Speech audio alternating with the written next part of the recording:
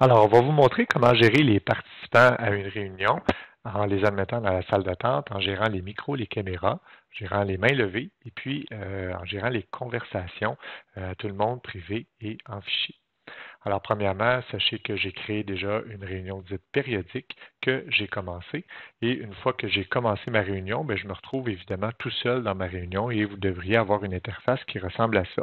Alors, c'est le moment d'organiser votre visuel, de vous assurer que votre arrière-plan est convenable, de placer aussi votre écran correctement. Je vous invite à ne pas utiliser Zoom en mode plein écran de façon à pouvoir travailler vos fenêtres correctement.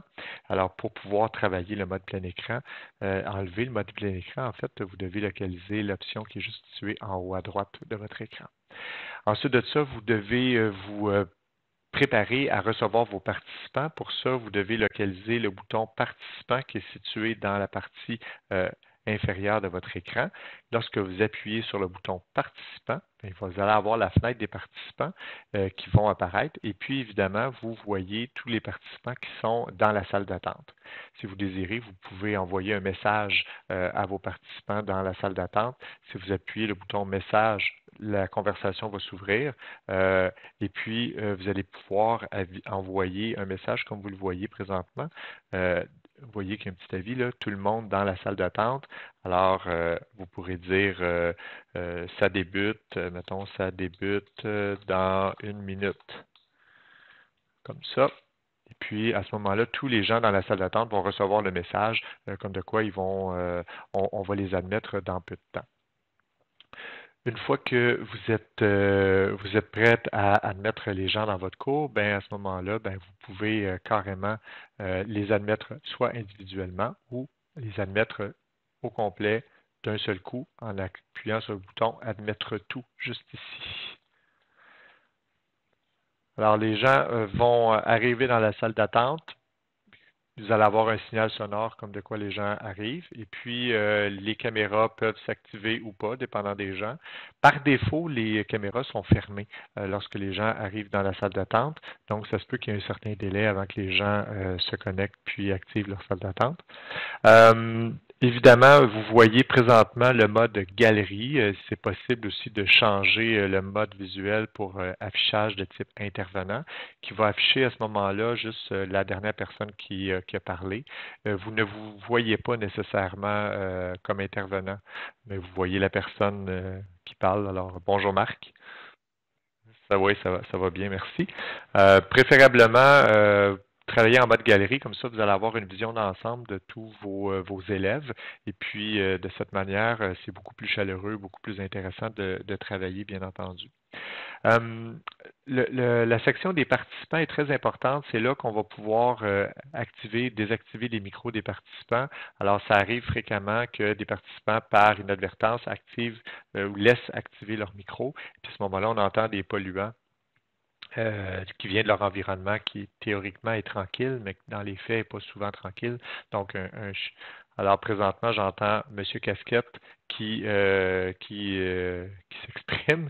On le voit parce que on peut voir il y a du mouvement parce qu'il y a le petit microphone de M. Casquette qui a il y a des petites lignes vertes qui bougent. Ça veut dire qu'il y a du son. À ce moment-là, je peux juste vis-à-vis son nom le rendre muet, tout simplement.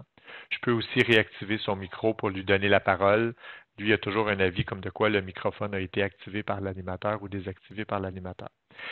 Cet endroit-là aussi, au niveau de la gestion des participants, est intéressant. Ça vous permet d'arrêter la vidéo de quelqu'un. Donc, si vous jugez, par exemple, Ginette Labrosse, vous jugez qu'elle a oublié que, bon, elle est dans une situation qui n'est pas à son avantage, puis vous voudriez désactiver sa caméra parce elle a oublié qu'elle était filmée. À ce moment-là, vous pouvez aller sur son nom et carrément arrêter la vidéo d'un participant sans lui demander la permission. Par contre, pour réactiver la vidéo d'un participant, le participant doit l'autoriser. Vous ne pouvez pas activer une caméra à distance, bien entendu, pour le respect de la confidentialité, c'est essentiel. Vous pouvez aussi à cet endroit-là renommer un participant qui ne se serait pas nommé correctement et vous pouvez faire la même chose aussi directement sur les pastilles des caméras, renommer et les mêmes options sont disponibles directement sur la caméra que dans les participants. Donc c'est à un endroit ou à l'autre. Finalement, il y a Conversation situé dans le coin inférieur droit de l'écran lorsqu'il a été activé et il est actif lorsque vous appuyez sur le bouton Converser qui est juste ici, situé en bas de l'écran. Et dans Conversation, ben, vous pouvez envoyer des messages à tout le monde et vous pouvez envoyer aussi des messages à des gens individuellement. Donc, vous avez le choix d'envoyer des messages dits privés aux personnes qui sont présentement dans la réunion. Vous pouvez aussi utiliser la fenêtre de conversation pour envoyer des fichiers. Alors, si jamais vous voulez envoyer un fichier, bien, vous devez préparer vos fichiers ici dans l'explorateur Windows, les localiser. Et puis, vous avez tout simplement qu'à le prendre, à le glisser et à le déposer dans l'interface de conversation. À ce moment-là, le logiciel va charger dans la conversation votre fichier et tout le monde va pouvoir le télécharger. Alors, c'est utile quand vous voulez partager un fichier rapidement. Vous pouvez faire la même chose aussi avec des liens. C'est très, très utile de partager des liens dans la conversation. Assurez-vous que tous vos participants soient en mesure de consulter la conversation.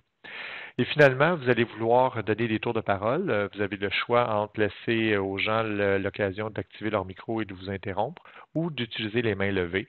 Les mains levées, c'est dans la section des participants. Vous ne le voyez pas présentement dans mon interface, mais dans la section des participants. Les participants ont un bouton qui est situé ici pour lever la main. Alors, par exemple, présentement, il y a Marc qui vient de lever la main. Et puis, Zoom, ce qu'il va faire, c'est qu'il va vous présenter tous les gens qui ont des questions et qui ont utilisé la main levée dans l'ordre d'apparition. Donc, quand vous avez répondu à la question, bien évidemment, vous pouvez tout simplement baisser la main. Le participant peut aussi, s'il est capable, baisser la main lui-même. C'est libre à lui, là, tout simplement. Fait que là, c'est le cas présentement. Donc, vous avez la base du fonctionnement, gestion de la salle d'attente, les micros, les caméras, la main levée, et on a parlé de la conversation, et ça, c'est le b.a.-ba de la gestion de vos participants dans Zoom.